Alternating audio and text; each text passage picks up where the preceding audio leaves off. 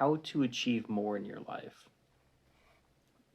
I don't know how many of you have read a book called Think and Grow Rich, but Earl Nightingale was a student of Napoleon Hill, and he did a lot of work with him. And he has a wonderful message. Whatever we plant in our subconscious mind and nourish with repetition and emotion will one day become reality. So often especially right now with COVID and lots of uncertainty, we sometimes let all that negativity seep in and we give it emotional power and more thought. And with that, we start collecting the results of that. The mind sees the negative, then that goes into our subconscious as worry, and then that's manifested within our body as stress. And then that stress can then become dis-ease, which can turn into the symptoms of bigger things. So what Earl is trying to talk about in Napoleon Hill is make sure whatever it is you're putting inside your mind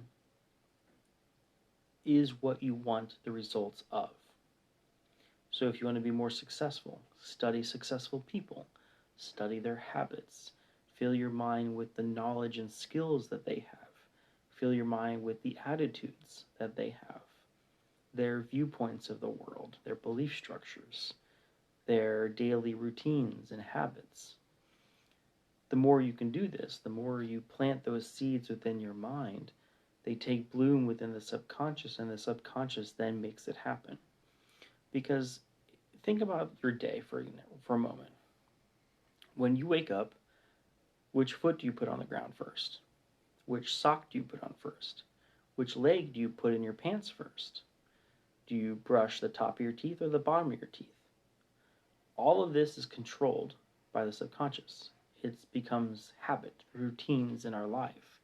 And those habits and routines, if we're not careful, can happen on their own. Because the subconscious goes, okay, well, this worked the first time. Let's just continue to do it. And the subconscious also isn't a thinking machine. It's a doing machine. So whatever we think, the subconscious takes as fact. This is how it is. We're going to go and do it. We want to pick out the negative things in the world. Okay, let's grab all the negative things. Take another example. What's the bottom of your foot feel like? I almost guarantee you the moment before that you have no idea. But now you probably do, because our conscious isn't being fed all of the information from our senses. It's being cherry-picked. What are we focusing on? And then that feeds it up. We're getting billions of sensory inputs that we completely ignore because our subconscious kind of filters it out as background noise. Same thing with life. How many opportunities have occurred in your life, even in the last week, that went unnoticed because we haven't programmed our mind to be able to pick those out? So if we plant that seed of, ooh, I really want to become successful.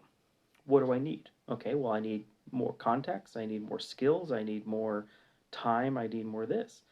So, okay, we get those. And then we look at our habits.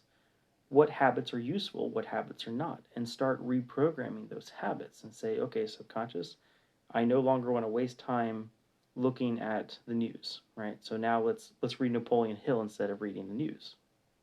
Or those moments of in-between time, like driving a car. Instead of listening to the radio, maybe play an audio book, something that's going to enhance your life rather than just kind of distract you. So there's all these little things we can start tweaking in our lives to become more what we want and less of what we don't. I hope this kind of gives you a kickstarter of the idea of where life could go, what life could be like. And if you need help with that, please reach out to me. I'd love to help you. Otherwise, like and share and have a beautiful day.